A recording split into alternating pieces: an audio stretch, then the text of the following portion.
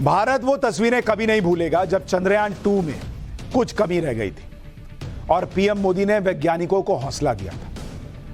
तब प्रधानमंत्री ने कहा था कि हम निश्चित तौर पर सफल होंगे। आपको याद है ना ये तस्वीर, 7 सितंबर 2019, जब इसरो के प्रमुख रोने लग गए थे और पीएम मोदी ने गले लगा लिया था क्योंकि चंद्रयान 2 की लैंडिंग ढंग से नहीं हो पाई थी। देश ने ये तस्वीरें देखी थी और उस तस्वीर को जब लोग देख रहे थे, कुछ मोदी विरोधी इसका भी मजाक उड़ा रहे थे, लेकिन देखिए उस तस्वीर ने क्या किया।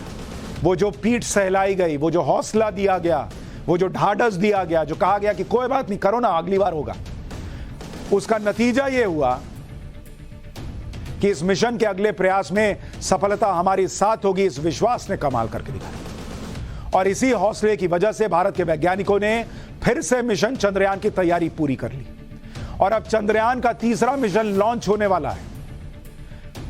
चंद्रयान 3 के लॉन्च की डेट आ चुकी है।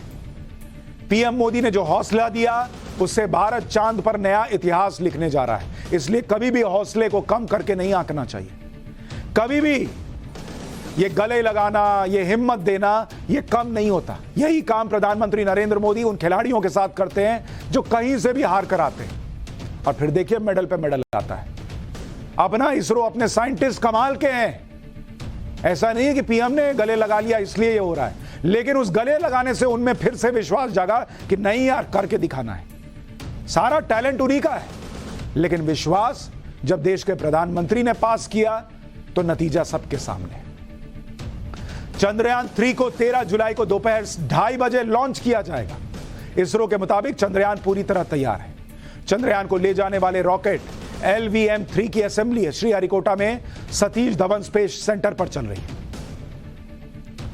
फाइनल राउंड के टेस्ट पूरे हो जाने के बाद चंद्रयान 3 की 13 जुलाई को लॉन्चिंग होगी और इस बार पूरी उम्मीद है कि भारत चांद की सतह पर चंद्रयान 3 को सफलतापूर्वक उतार देगा, क्योंकि इस बार चंद्रयान 3 को चंद्रयान 2 की तुलना में अपग्रेड और एडवांस्ड वर्जन इसका बनाया गया है।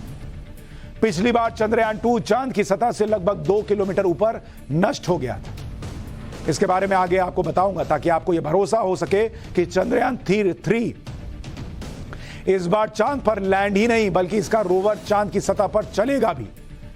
लेकिन इतना समझ लीजिए कि अगर चंद्रयान 3 का लैंडर चांद पर उतरने में सफल होता है तो भारत ऐसा करने वाला चौथा देश होगा दुनिया में। इससे पहले सिर्फ अमेरिका, रूस और चीन चंद्रमा पर अपने स्पेसक्राफ्ट लैंड करा चुके हैं। चंद्रयान 3 में चंद्रयान 2 की तरह ही पूरी प्रोसेस होगी, इसमें कोई बदलाव नहीं किया गया है। इसरो ने स्पेसशिप को चंद्रमा तक पहुंचाने के लिए 3 हिस्से तैयार किए।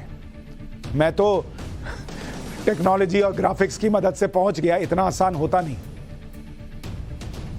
3 हिस्से तैयार हुए हैं जिन्हें मॉड्यूल कहते हैं। चंद्रयान 3 मिशन में मॉड्यूल के 3 हिस्से हैं। पहला है प्रोपल्शन मॉड्यूल, जिसके अंदर चंद्रयान मिशन का रोवर रखा गया है।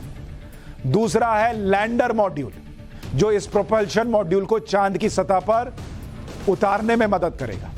और तीसरा है रोवर, जो प्रोपल्शन मॉड्यूल से बाहर निकलकर चांद की सतह पर घूमेगा। ये जो रोवर देख रहे हैं ये घूमेगा और इसरो तक चांद के बारे में जानकारियां भेजेगा।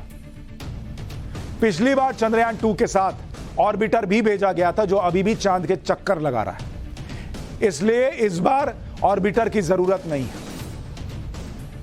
पिछली बार 2019 में चंद्रयान 2 का पूरा मॉड्यूल ही चांद की सतह से करीब 2 किलोमीटर ऊपर गायब हो गया और फिर नष्ट हो गया। चंद्रयान 2 मिशन को 22 जुलाई 2019 को लॉन्च किया गया था और करीब 2 महीने बाद 7 सितंबर 2019 को चंद्रमा के साउथ पोल पर उतरने की कोशिश कर रहा था, तभी विक्रम लैंडर खत्म हो गया था। ये उसकी तस्वीरें आपको दिखा रहे हैं, ये उसकी आखिरी तस्वीरें हैं। लेकिन इस बार ऐसा कुछ होने की आशंका ना के बराबर है और मैं ऐसा क्यों कह रहा हूं ये आपको बताता हूं। चंद्रयान 3 में इसके हार्डवेयर और सॉफ्टवेयर के अलावा इसके सेंसर में कई सुधार किए गए। पिछली बार विक्रम लैंडर के सॉफ्टवेयर में ग्लिच आने की वजह से चंद्रयान 2 के साथ हादसा हो गया था। इस बार प्रोपल्शन मॉड्यूल के लैंडिंग बेस को भी मजबूत किया गया है, यानी वो हिस्सा जो चांद की सतह पर लैंड करेगा। आसान भाषा में कहूं तो चंद्रयान के 4 पैर हैं। इसके अलावा चंद्रयान 3 में ज्यादा एनर्जी के लिए बड़े बड़े सोलर पैनल लगाए गए। लैंडिंग के समय चंद्रयान की स्पीड कंट्रोल करने के लिए लेजर डॉपलर वेलोसीमीटर उपकरण भी लगाया गया है। इसके अलावा लैंडिंग के दौरान चंद्रयान की एल्गोरिदम को भी बदल दिया गया है और नया सॉफ्टवेयर जोड़ा गया है ताकि तय जगह पर लैंडिंग करने में कोई दिक्कत हो तो तुरंत दूसरी जगह पर लैंडिंग करवाई जा सके।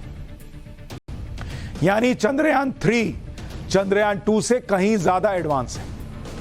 अब आपको यह भी समझा देता हूं कि चांद पर चंद्रयान 3 भेजने का मकसद क्या है। वैसे इस रेस में भारत अकेला नहीं है, दुनिया भर की स्पेस एजेंसी इस वक्त चांद के पीछे पड़ी, क्योंकि चांद की सतह खनिजों का कीमती खजाना है। इसलिए जनवरी 2019 में चीन ने अपना मून मिशन चेंग-ई 3 चांद पर उतारा था। इस मिशन में चीन ने U2 नाम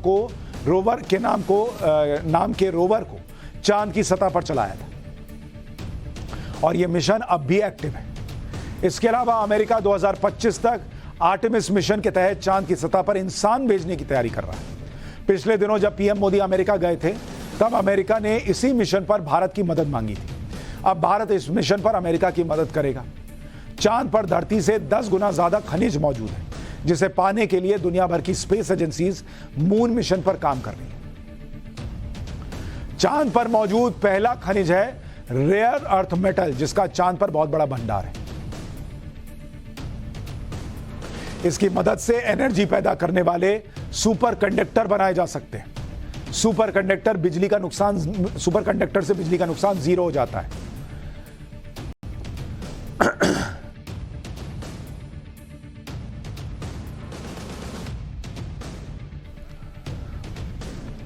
अभी बिजली